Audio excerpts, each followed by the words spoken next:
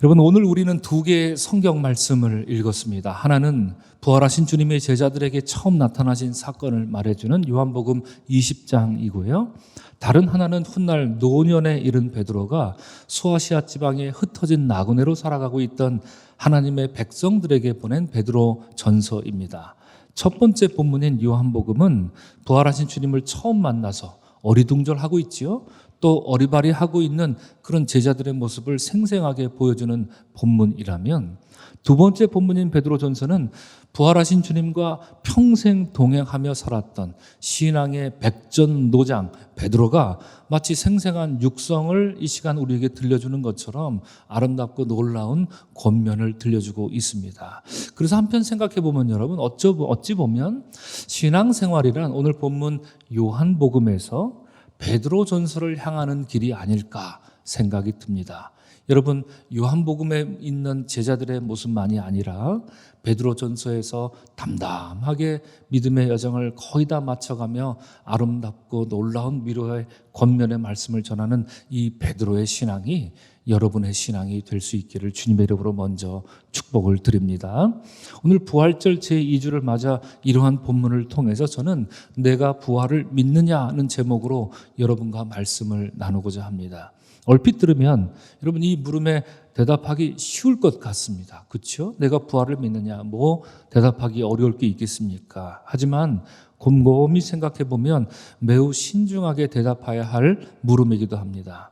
오늘 예배하는 여러분 중에 나는 부활을 믿지 않습니다, 이렇게 퉁명스럽게 대답하실 분은 거의 없겠죠. 아니, 지금 제 눈에는 한 사람도 없어 보입니다. 다만 기독교 핵심이 무엇입니까? 곧 부활신앙입니다. 만약에 그렇다면 나는 과연 정말로 진짜로 참되게 부활을 믿는 사람인가 하고 다시 한번 스스로 묻고 대답할 필요가 있습니다.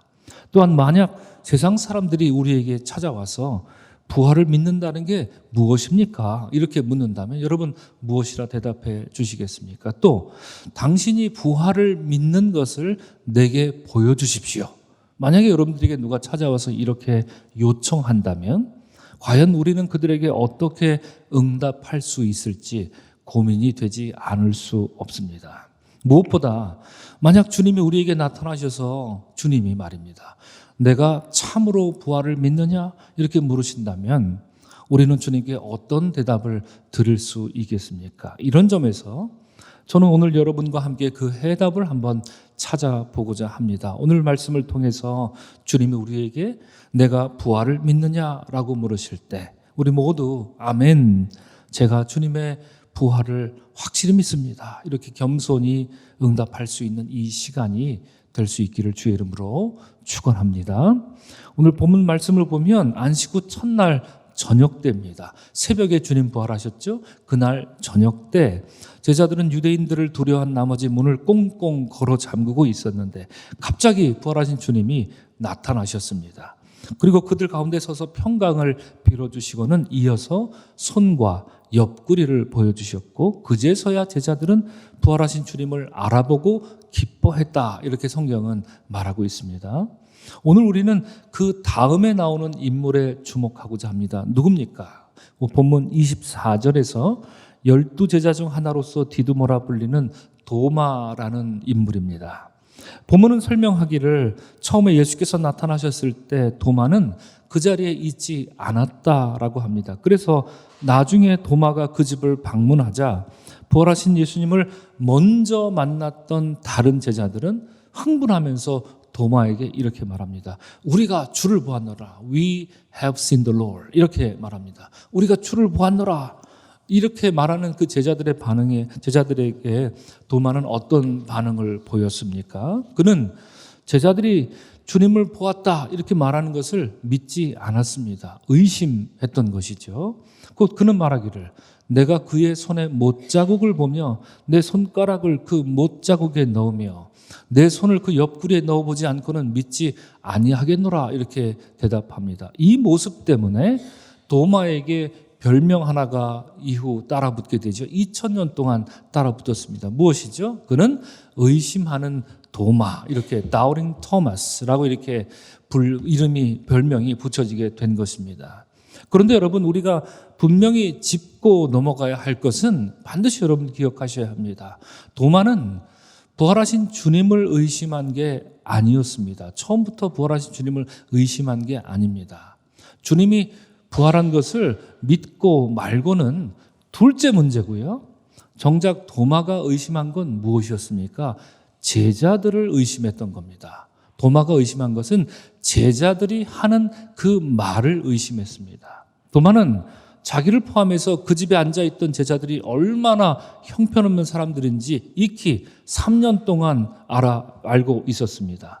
예수님을 따라다닐 때는 네가 크냐 내가 크냐, 요즘 말로 네가 잘났니 내가 잘났니 아마 이랬겠지요. 하면서 늘 자기 욕심만 차리려고 첫째가 되려고 이렇게 혈안이었다가 예수께서 십자가를 지고 골고다 언덕을 오르실 때는 뿔뿔이 흩어 도망친 양치기 소년들이 지금 자기 눈앞에서 뻔뻔스럽게도 우리가 주님을 보았다 이렇게 말하고 있으니 도마 입장에서 보면 그들의 말처럼 허탄한 말이 또 어디 있겠습니까?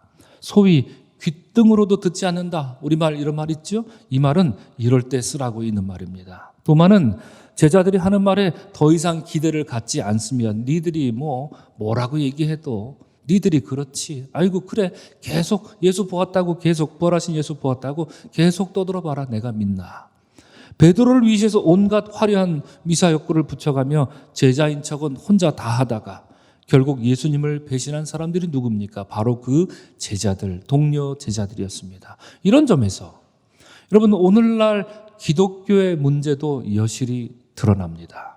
곧 기독교인들의 말을 과연 세상 사람들이 듣느냐 믿느냐 말입니다.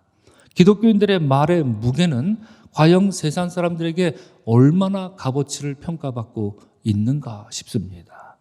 말의 무게는 여러분 삶의 무게에 달렸기 때문입니다. 그런 점에서 오늘 도마는 주님의 부활을 의심한 것이 아니라 동료 제자들의 말과 그들의 행동을 의심했던 것이라 이렇게 볼 수 있습니다. 그러던 중 갑자기 주님이 다시 나타나십니다. 이어지는 도마와의 대화를 보면 주님은 오롯이 도마만을 위해서 다시 나타난 것 같습니다. 그런데 본문이 말하는 부활하신 예수님의 몸은 예전 같지 않아 보입니다. 분명 문이 잠겼는데 주님은 집 안팎을 자유자재로 드나드시니 말입니다. 그렇다고 여러분 주님이 유령처럼 흐물흐물대거나 흐릿한 형체로 이렇게 연기처럼 나타나신 것은 더더욱 아닙니다.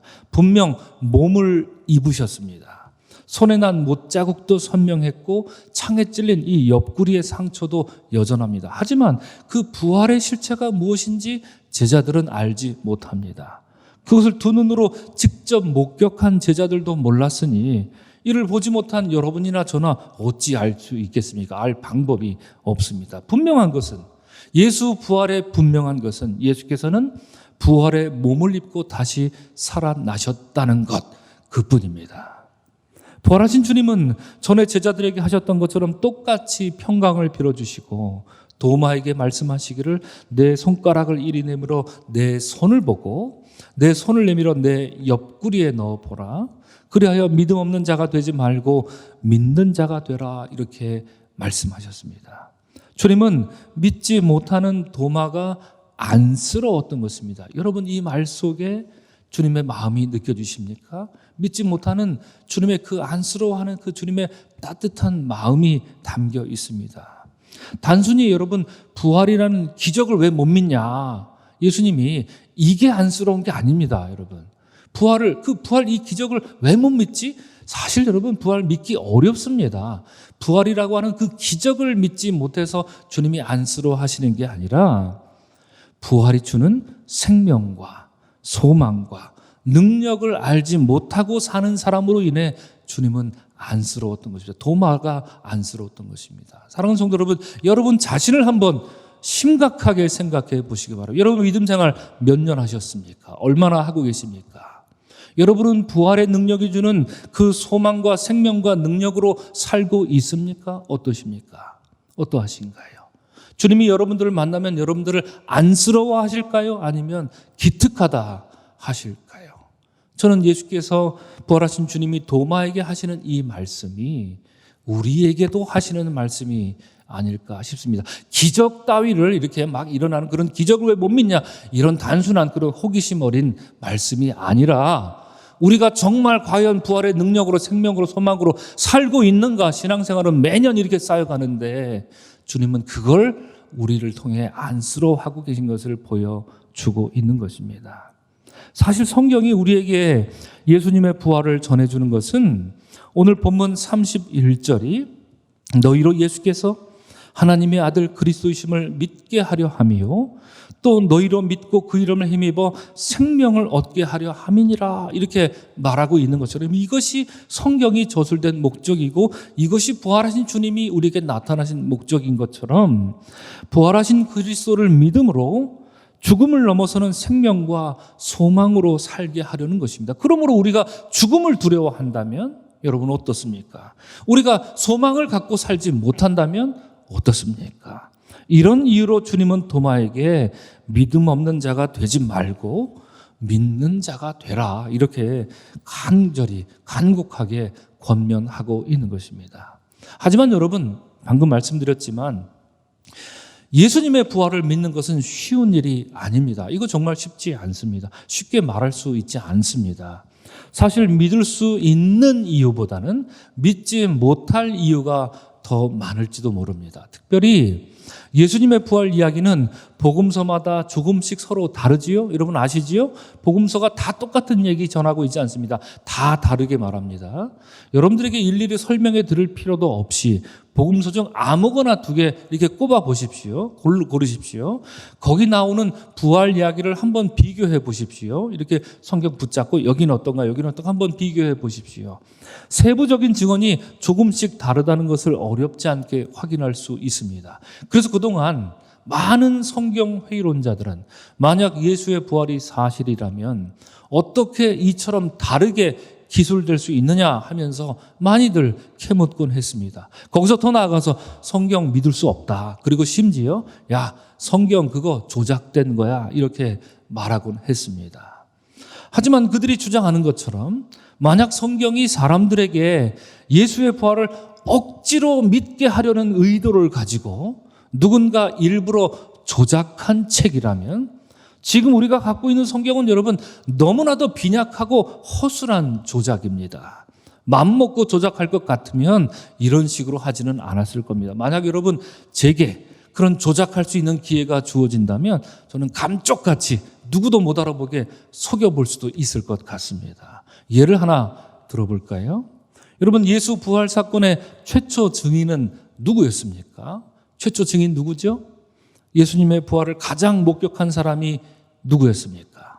성경마다 조금씩 다르게 말하기 때문에 여러분들도 머릿속으로 알긴 알지만 선뜻 대답하기는 어려울 것입니다. 지난 부활절 새벽에 나누었던 요한복음 20장에 따르면 그는 막달라 마리아 혼자 무덤에 울고 있었습니다. 그런데 여러분 참 이상하죠. 지난주 새벽에는 제가 막달라 마리아 혼자 새벽에 있었다 말씀드리고 지난주 주일 낮에는 제가 뭐라고 말씀드렸습니까? 막달라 마리아와 다른 마리아가 있었다라고 여러분들에게 말씀을 드렸는데 아무도 제게 의문을 제기하지 않으세요. 여러분 참 착하십니다.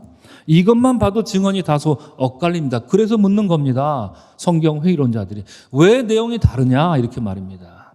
그런데 누가복음을 보면 더 심각해지지요. 누가복음은 거기에 누구도 있었다, 요한나도 함께 있었다 이렇게 말하기 때문에 최소한 세 사람 혹은 그 이상 거기에 있었을 것입니다. 이런 점에서 혼선이 생깁니다.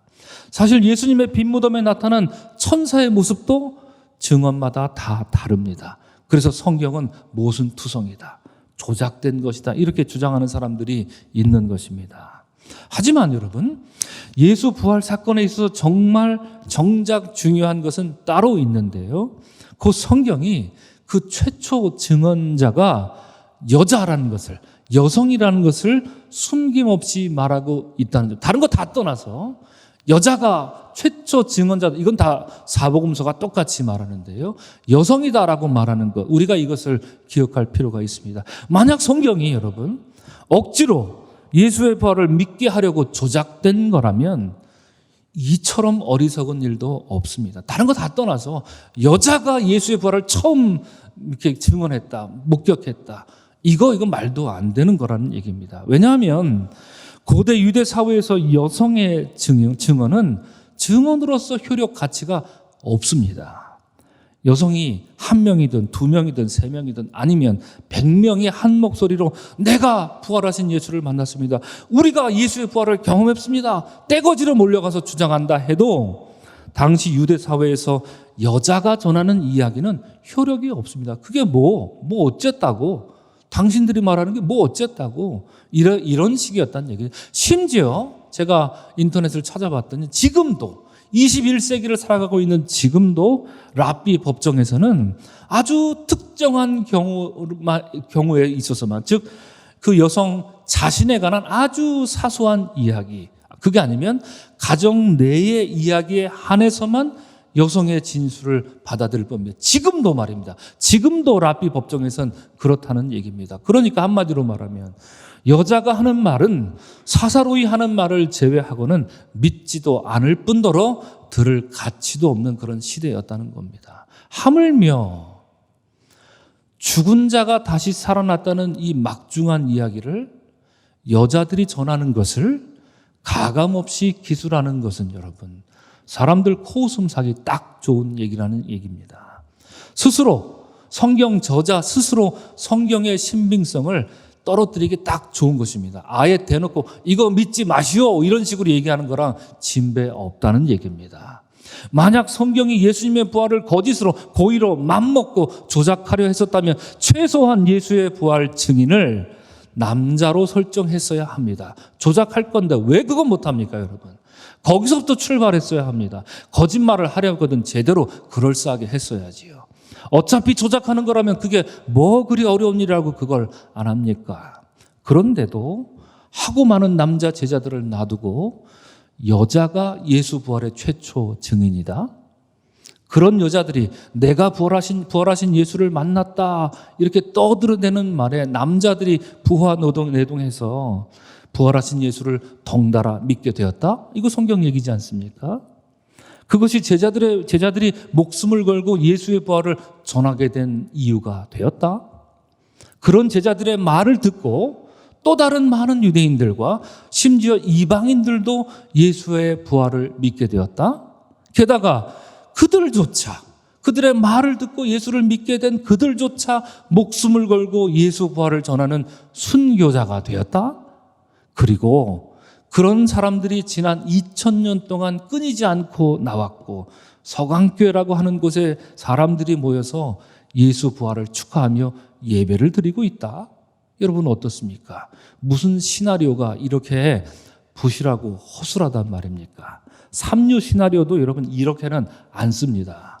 만약 예수님의 부활이 사실이 아니라면 이처럼 허술한 시나리오는 그저 고대 선술집 안주거리로 한번 씹히고 끝났어야 합니다.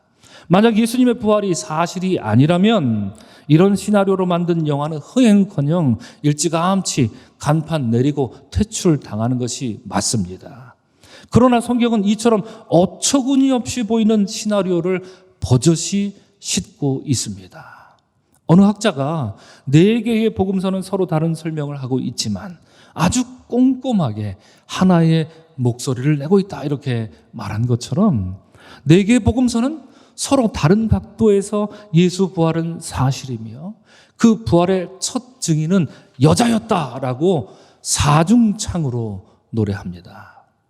여자가 전한 예수의 부활을 사람들이 정말 믿었고 당신들이 믿든 안 믿든 그들은 정말 믿었고 이로써 예수 부활에 그들은 정말이지 소망을 두고 살았다는 얘기입니다. 성경이 하는 얘기가 이렇게 무지막지합니다.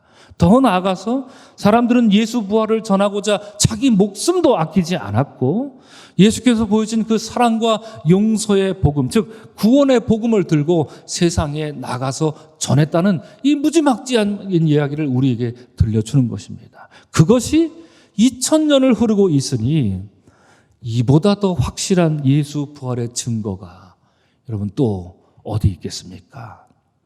곧 예수 부활의 가장 핵심적이고도 확실한 증거는 아이러니하게도 예수 부활을 믿는 사람들이었습니다.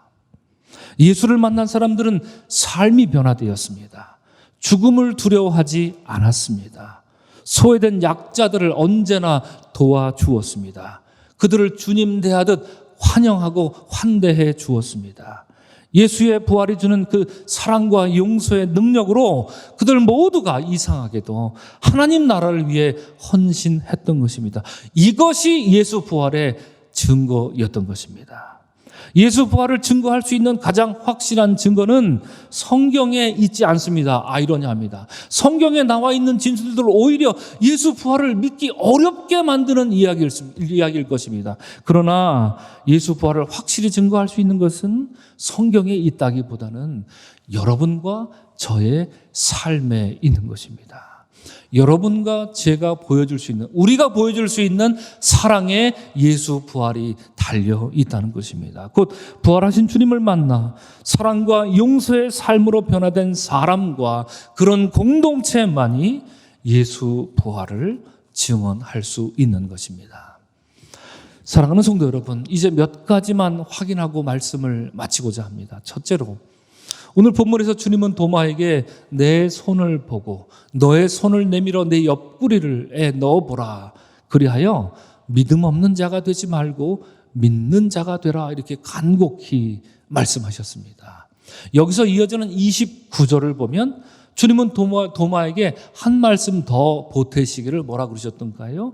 너는 나를 본고로 믿느냐? 보지 못하고 믿는 자들은 복되도다. 이렇게 의미심장한 말씀을 하셨습니다. 이 말씀을 하실 때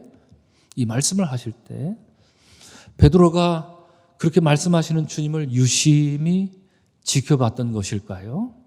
오늘 우리가 함께 읽은 베드로전서 1장을 보면 베드로는 네로 황제의 박해 속에 살아가고 있는 하나님의 백성들을 위로하면서 말하기를 예수를 너희가 보지 못하였으나 사랑하는도다. 이렇게 말합니다. 참 여러분 감격스러운 권면 아닙니까? 예수를 보지 못하였으나 사랑하는도다. 이제도 보지 못하나 믿고 말할 수 없는 영광스러운 즐거움으로 기뻐하니 믿음의 결국 곧 영혼의 구원을 받음이라. 이렇게 마음 절절한 그런 권면과 위로를 그들에게 들려주고 있습니다. 지금 소아시아에 흩어져 살아가고 있는 그리스도인들은 예수님과 함께 갈릴리 해변 한번 제대로 걸어본 적 없는 사람들입니다. 갈릴리라는 곳을 가본 적도 없는 사람들이 대부분입니다. 그들은 예수님을 단 한 번도 육신으로 만나본 적이 없었습니다. 여러분과 저처럼 말입니다. 우리처럼 말입니다. 그럼에도 그들이 박해 속에서 목숨을 빼앗길 것 같은 그런 박해 속에서 예수님을 믿고 부활을 증거하고 사랑하고 있으니 베드로가 보기에 이 얼마나 놀랍고도 위대한 일입니까? 이것이야말로 여러분 기적이 아니고 무엇이겠습니까? 만약 베드로가 오늘 예배하고 있는 여러분과 저를 만났다면 그는 우리에게도 이 말을 해줄 것입니다. 너희가 보지 못하였으나 사랑하는도다 라고 말합니다. 어쩌면 베드로는 우리 손을 부여잡고 우리에게 형님, 누님 이렇게 말할지도 모릅니다. 나는 예수님과 3년을 따라다녔는데 부활하신 주님을 보고 나서야 그제서야 믿었는데 여러분들은 어쩌면 예수님을 한번 만나본 적 없으면서 갈릴리 한번 걸어본 적 없으면서 어쩌면 이렇게 예수님을 예배하러 부활의 주님을 증거하며 이렇게 살고 있습니까? 우리 손을 붙잡고 이렇게 말할지도 모릅니다. 사랑하는 성도 여러분, 베드로전서의 이러한 위로의 말씀이 우리 모두를 향한 위로의 말씀인 줄 믿으시기를 주님의 이름으로 축원을 드립니다. 둘째로 앞서 말씀드린 것처럼 오늘 본문에서 도마는 의심했지만 그가 의심한 것은 말씀드렸죠. 1차적으로 예수의 부활을 의심한 게 아니라 제자들을 의심했던 겁니다. 제자들이 우리가 주님을 보았다 이렇게 말했지만 그들이 확실히 말하면 말할수록 도마는 믿을 수 없었던 겁니다. 그들의 말이 믿기지 않았기 때문입니다. 그들의 삶이 그들의 고백을 뒷받침해주지 못했기 때문입니다.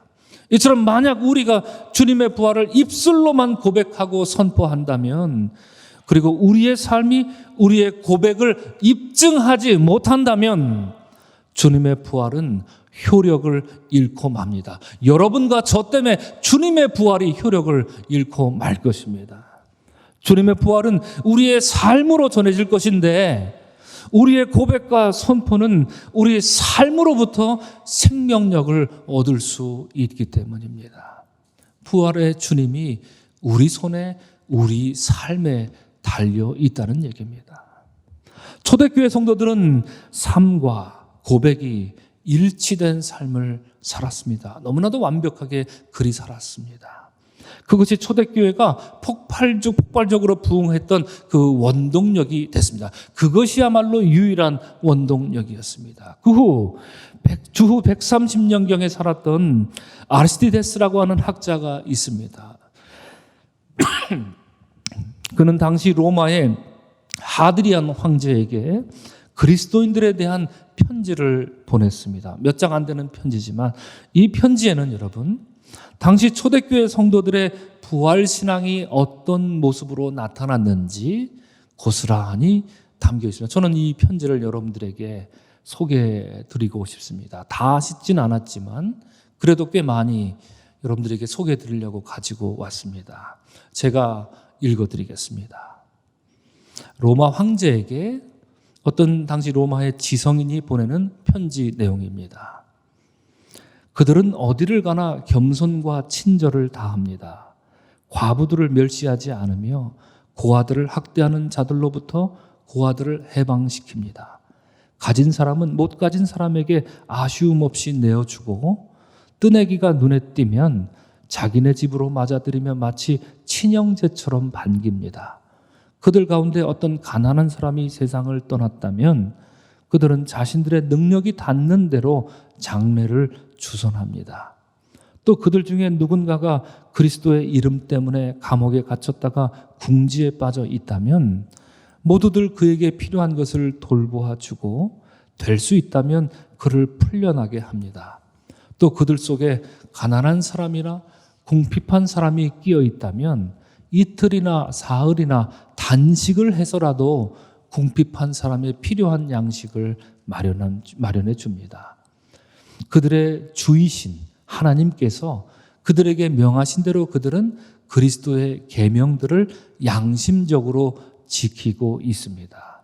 그들 중 한 의인이 세상을 떠나면 그들은 기뻐하고 하나님께 감사드리며 마치 그가 한 곳에서 다른 곳으로 옮겨가듯 그의 시신을 장송합니다. 오 황제여, 이것이 그리스도인들이 살아가는 삶의 법칙입니다. 이렇게 말합니다.